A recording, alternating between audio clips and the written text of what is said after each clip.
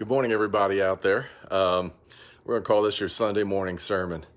Not going to do it outside because it's already almost 100 degrees outside and it's hot as hell. I went for a walk this morning and, just try to connect to my soul, and it showed me so much. But after that walk, I realized that coming back, there's no way I can go out back and do this one. So we're going to do this in the comfort of the air conditioning with the fan on. So, I want to talk to you this morning about, again, we're going to talk a little bit about your mind and your soul. I think they're concepts I think people need to understand. I saw something this morning and so this is not my own. I'm taking this from somebody, but they said you have to realize that you're not a mind with a soul. Okay, you're a soul with a mind, and I think that's important for you to understand. You are a soul with a mind. So if you're a soul with a mind, then you have to understand that your mind is a tool for your soul to use. But over all of the millennia we've been here, we've gone the other direction and we've thought, well, we're a mind with a soul. And so our mind is what is really existent. And that just takes away the entire understanding and beauty of really what you are. Shoot, you can go sit in any 7th, 8th grade science class and understand that we are energy beings. Your body is over 70% water, because water conducts electricity. And even any science class will teach you that your nerves and stuff, they get electrical impulses from your brain. It's electricity. So that's what you really are. And when you understand that, you also understand that your soul is energy. It's eternal, unconditional love energy. That's what you really are.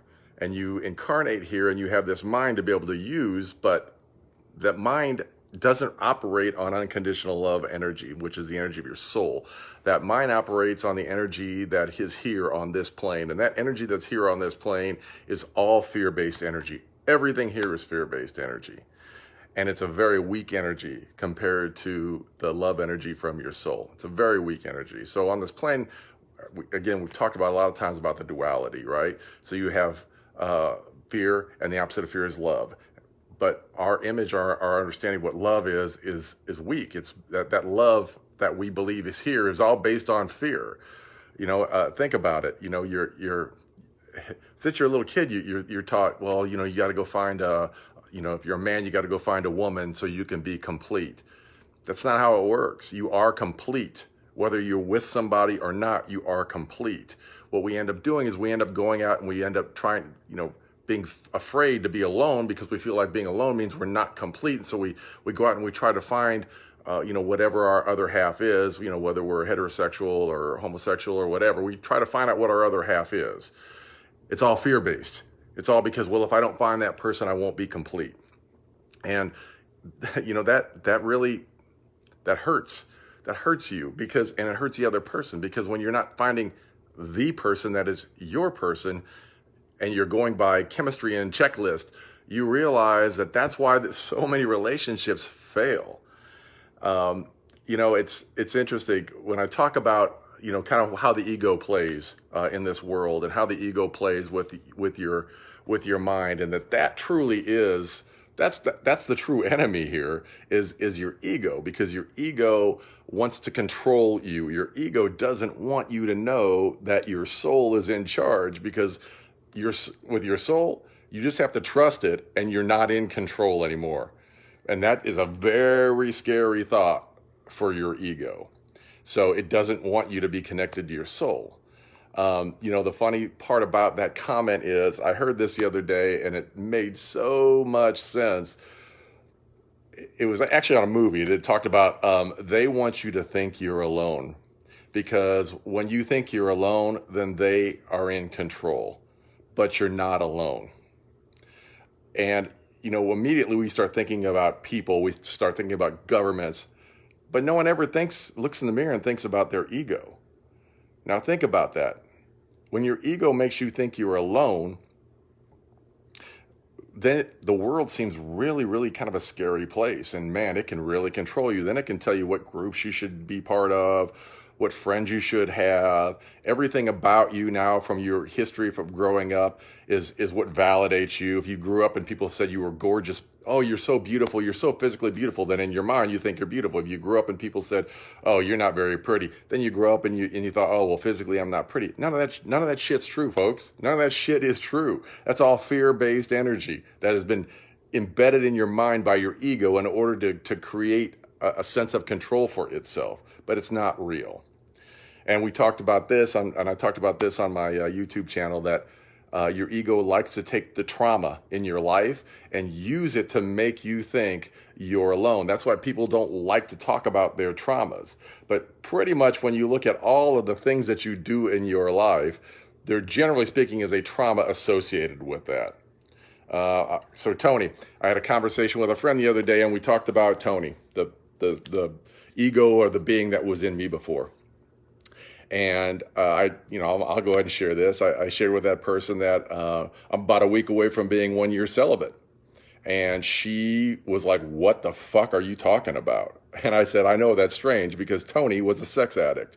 And he was a sex addict. And, when you sit back and you look at all of the traumas that I've had in my life, of course, Tony was a sex addict. I mean, he was raped. He was abandoned. He had all those issues where he needed validation, and he was trying to get validation in any way he could. And sex is a quick and easy way to get that validation because it validates you on so many levels and you have that connection with somebody. However, what he didn't understand was every time that he went into that act with somebody, it was a physical act, for some reason, he always felt bad afterwards. He never felt good about the situation, which is why he was married 3 times as well, because it was like, all right, well, maybe it's just because I'm not in love or I haven't found that person. So if I get married, then I can have all the sex that I want and I don't have to feel bad about it. Again, all conditioning and all programming, folks. The sex part, all conditioning, all programming. Your ego is telling you, you need this because of all this. But when you free yourself of that and you get into your soul, you realize that stuff's not really important. It's not that I no longer desire sex.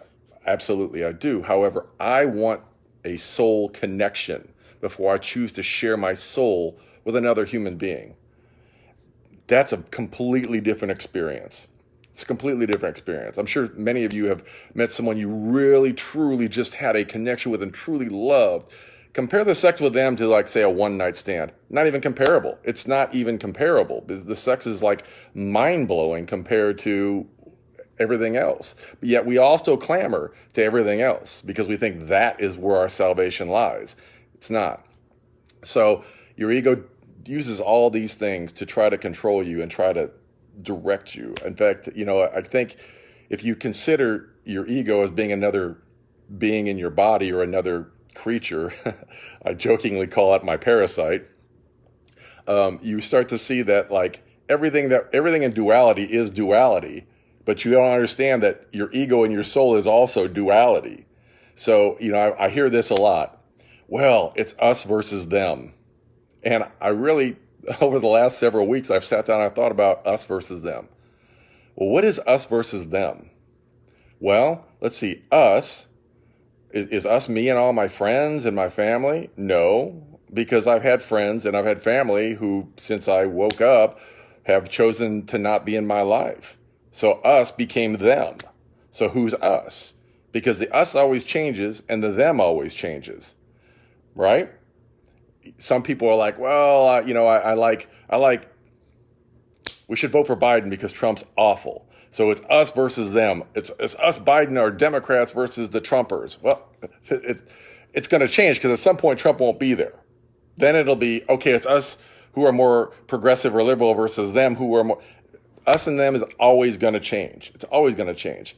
However, when you consider that the us and them is not outside of you, but it's in you, that's when the true power starts to come. That's when you start to like really wake up to the reality of what's going on in this plane. Us is really your soul, your body. The them is really your ego. Think about that for a minute. The them is your ego. The us is who you really are, your soul incarnated in your body. When you start to be able to look in the mirror and understand that, then you can start to understand why people say and do the things that they say and do. And you can start to look past some of the actions that they take. You don't have to agree with them, but you understand that everyone has a soul and they're a divine being. And depending on how much their ego is controlling that soul, that is the action that they're taking. And that action is all based on fear-based energy. All of it. Why can I speak about this now and say I couldn't speak about this 2 years ago? Because I didn't understand the concept. 2 years ago, I woke up and I knew that I was different. And I felt that I was different. That person that was me was no longer here anymore. But I still had all this fear-based energy coursing through my mind.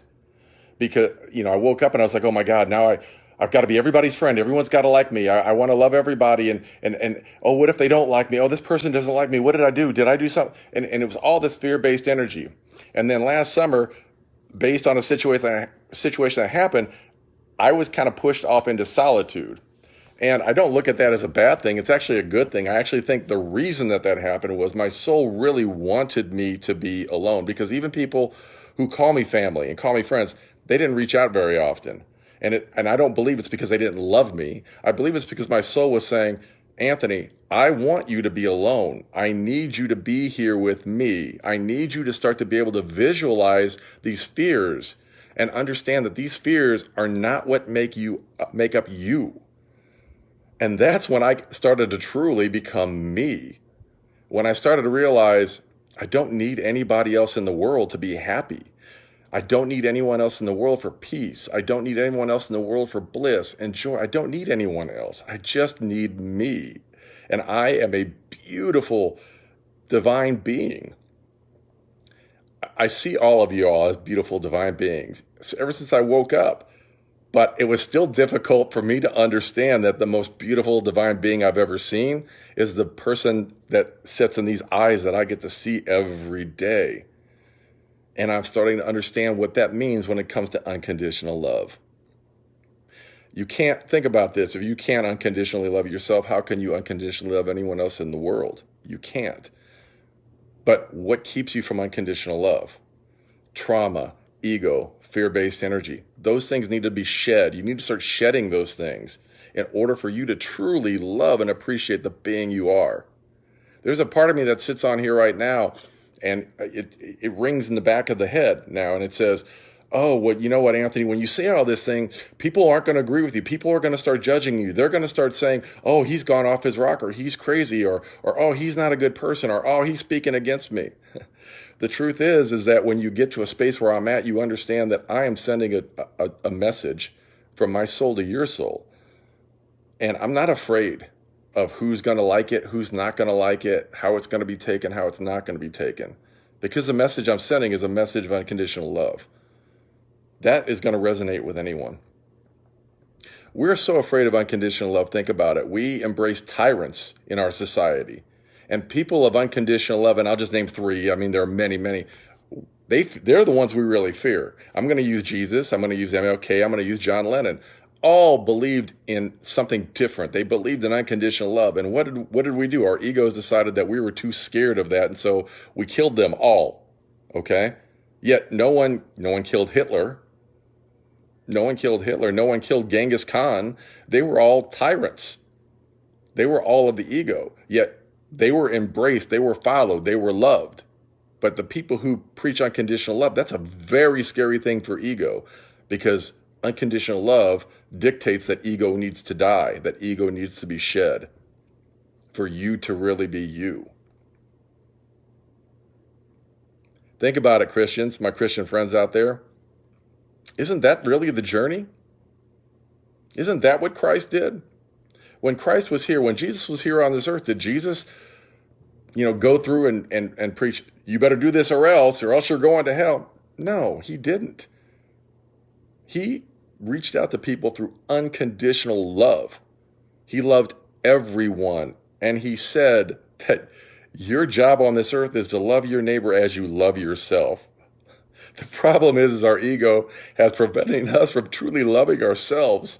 And because of that, that's why we can't love our neighbor like we love ourselves. Loving our neighbor like we're loving ourselves is really we don't like ourselves, so we can't love other people that same way. We don't like them for the same reasons. The truth here is, folks, just because we live in a duality doesn't mean we're separate. We are all one. We are all of the same energy.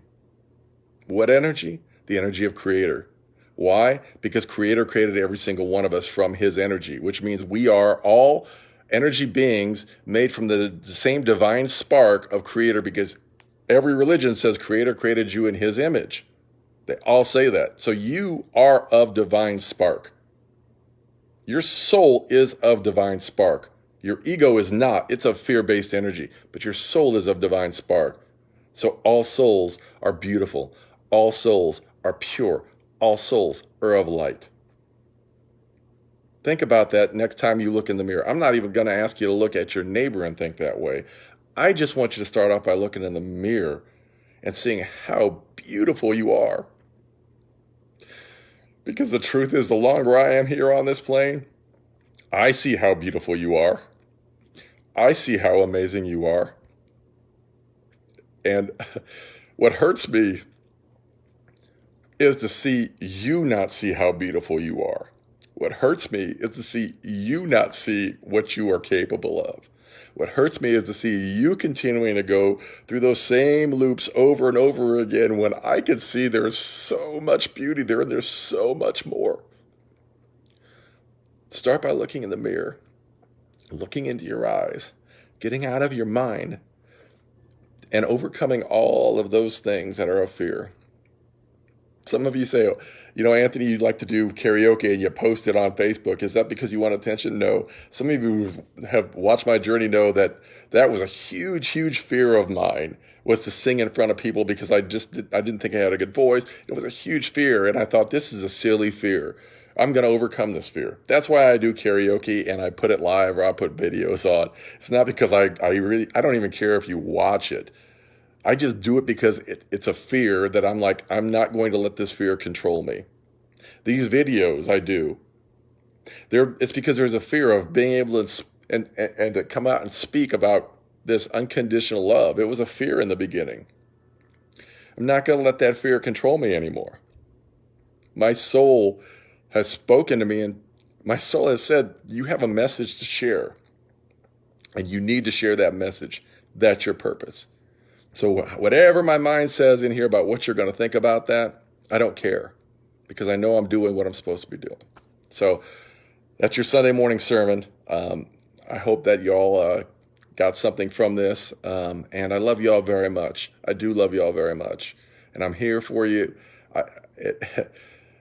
Y'all are so beautiful, all y'all. And I'm not just talking about whatever 600 friends I have on Facebook, or people who watch me on IG or YouTube. I'm talking about every one of you. Everyone I have met, beautiful souls. And I love y'all. It's time for you to start to love y'all. Because when you do that, that's when we'll have change. That's when things here will be better and more beautiful, more peaceful. And that's when we'll create a nirvana here on earth. Peace, love, have a beautiful day, and I'll talk to y'all soon. Bye.